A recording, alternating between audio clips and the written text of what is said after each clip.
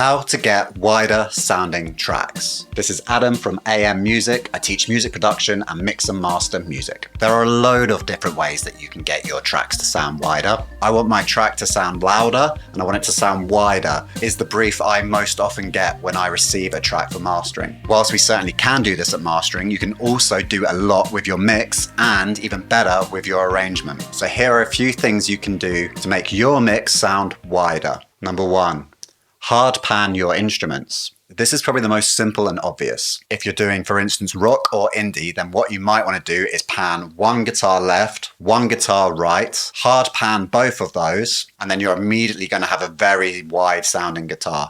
Whether this is two separate guitars or say two separate microphones on the same guitar, this will go a long way in making your tracks wider. It doesn't just have to be guitars as well. You can do keyboards left, guitars right. If you're making dance music, then you might do this with two different synths, e.g. a lead over to the left and a pad over to the right. One pad right, one pad left, and if you haven't got a vocal in there, then maybe you want your lead up front and in the center. Number two, use stereo wideners. This is often what people go to first if they want to make their track wider. You can apply these at any stage, but it's usually the mixing or mastering, and you can put it over the entire mix. But I actually prefer to do this with buses. So for instance, on a guitar bus. Stereo wideners often use the relationship between the mid and the side channels. I did another video about that over here, and we'll talk more about midside in a moment. You have to be careful when using midside because it can alter the phase relationship between your mix. You might inadvertently push some things out of phase. For stereo wideners, you can do this in Logic Pro or any DAW. So in Logic, I would use the stereo spread or the direction mixer like this. I often prefer to use the Waves S1 imager if I just want to get some basic width. For more advanced control, like being able to split it up into different frequency bands, I'll often use iZotope's Ozone imager, and that gives me a bit more control. Number three, mono and LCR. Music is all about contrast. You can't have loud without having quiet. You can't have wide without having narrow. So in order to have wide stereo, you also need to have some mono elements. If you don't need something in stereo, then use a mono track. Having the contrast between mono tracks and stereo tracks, that will help you get a wider sounding mix. Now let's talk about LCR. What is LCR? Good question. LCR is a panning methodology. Back in the old days, on a mixing console, the very early desks only had left, right, and center switches, not pan pots, not potentiometers. So that meant that stuff was either on the left, on the right, or in the center. This is a really effective panning method because it forces you to make decisions. You'll hear this a lot more on older recordings. But the great thing about LCR is that because you either have narrow or wide, there's nothing in between.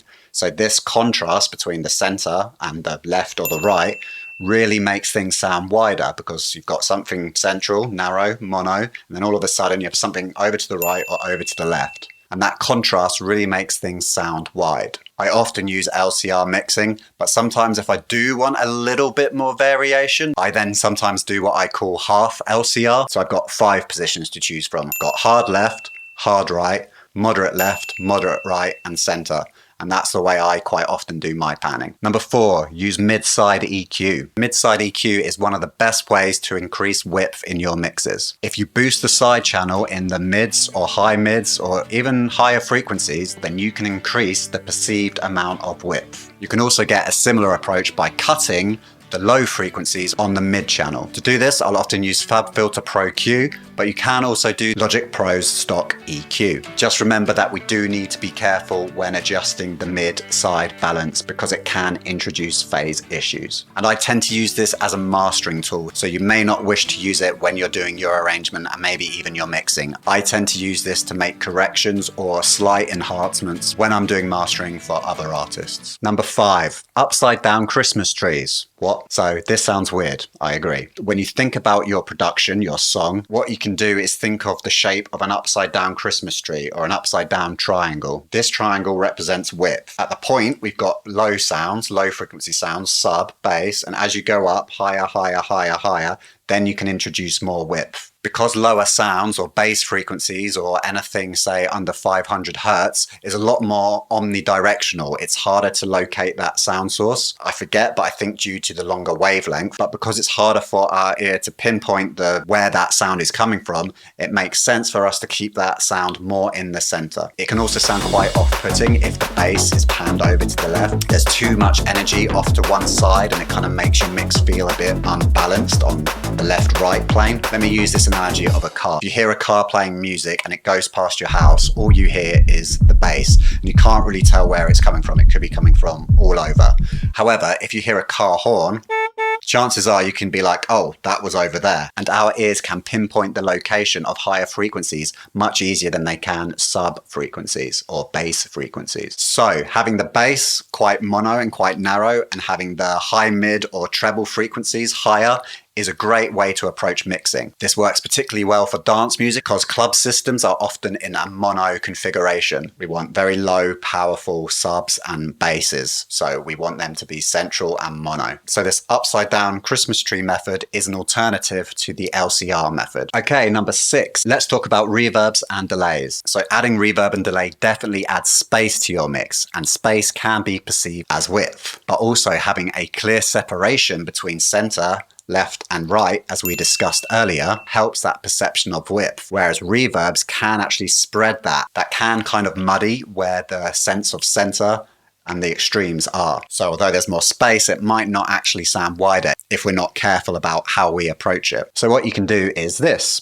Try using mono reverbs and mono delays instead of using stereo. And what you can do is hard pan them. One thing I like to do quite a lot is take my sound source, if it's in mono, pan it over to the left, and then take the reverb bus, also mono, and hard pan it over to the right.